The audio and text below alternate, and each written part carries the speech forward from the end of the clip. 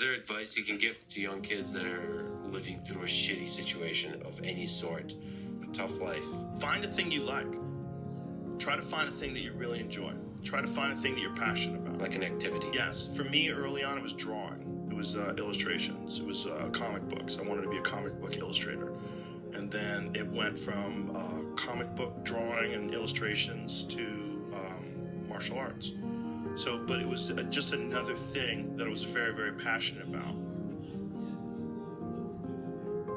That was my vehicle out of my dilemma. That was my vehicle out of my own anxiety and trauma and my own issues and insecurities. And find something.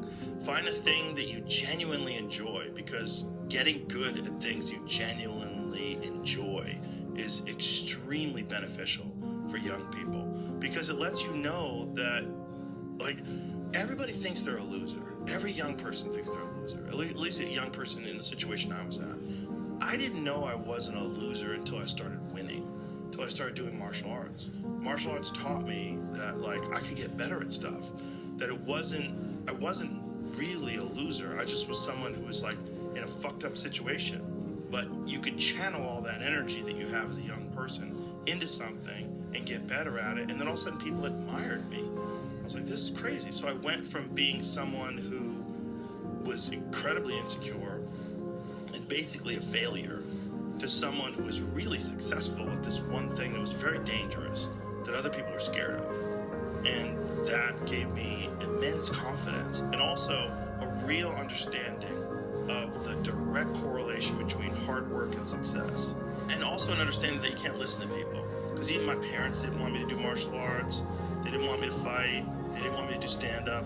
There's like, you have to understand who you are, and then in the face of other people's either criticism or, you know, lack of faith in your ability to succeed, you push through, and there's great benefit in that.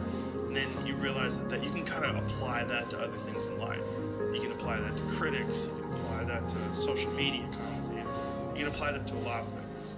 And I don't think people are happy if they don't have puzzles and complex tasks and things that are interesting to them, whether it's an art project or whether it's learning something completely new like stand-up comedy.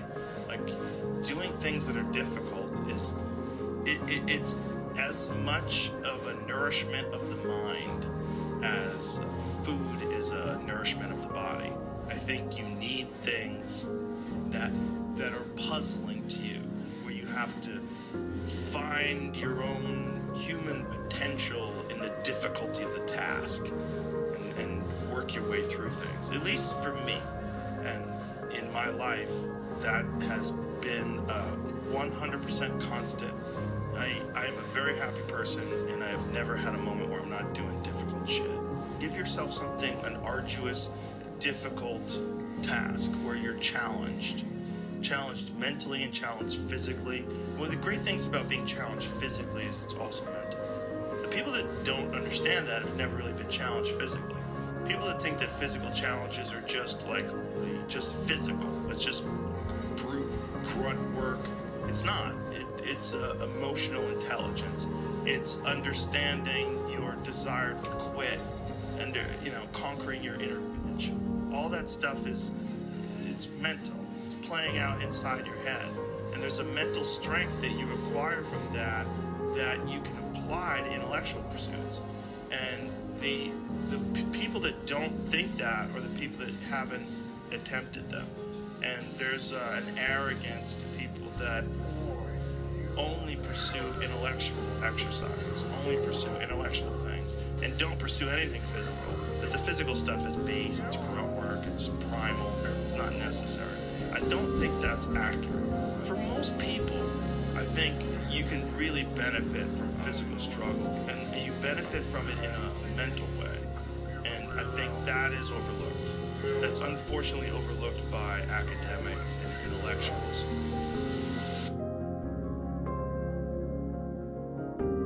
Find some difficult shit to do, because that gets away a lot of the anxiety that you carry around in your body. A lot of difficult things make regular life less difficult. And that sounds so simplistic, but particularly physically difficult things. Because when you do things that are physically difficult, the strain of making yourself do those things, it's very valuable. It's not just valuable like exercise and fitness and martial arts and running and whatever you're doing that's really difficult. It's not just valuable in terms of like health and the way you look, but it's also valuable for your mind, maybe even more so. Because regular life can be confusing, and little things that go wrong and little problems that arise are exacerbated by the fact that you're not accustomed to dealing with hardship.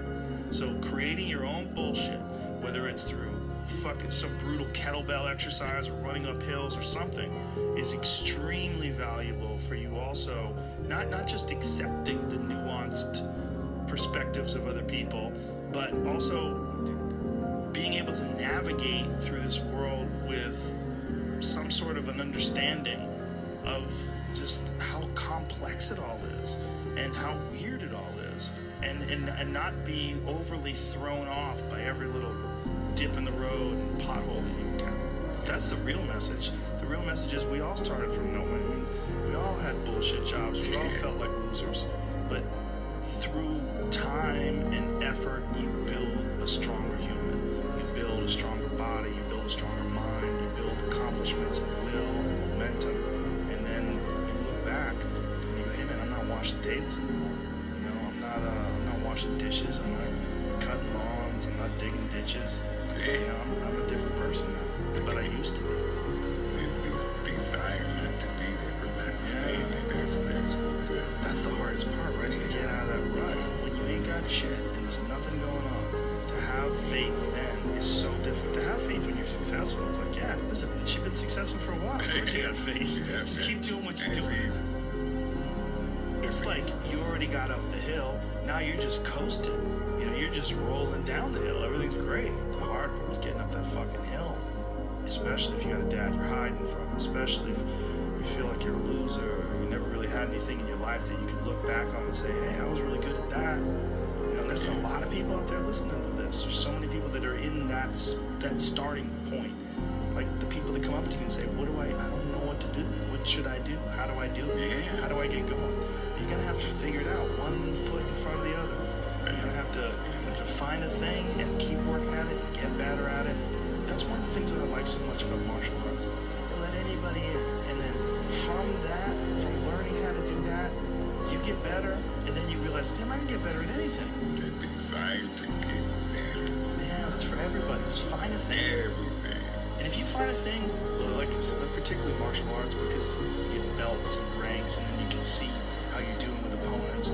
But if you could just find a thing and work hard at that thing, you'll realize through that thing that you can get good at anything with time and effort. Pick a thing. Whatever the thing calls to you, whatever calls to you. The desire to change the circumstance, whatever they might be. As long as you have to have that desire or will to change your circumstances. That's your start right there. If you have the will, the desire to change it, there's your starting point.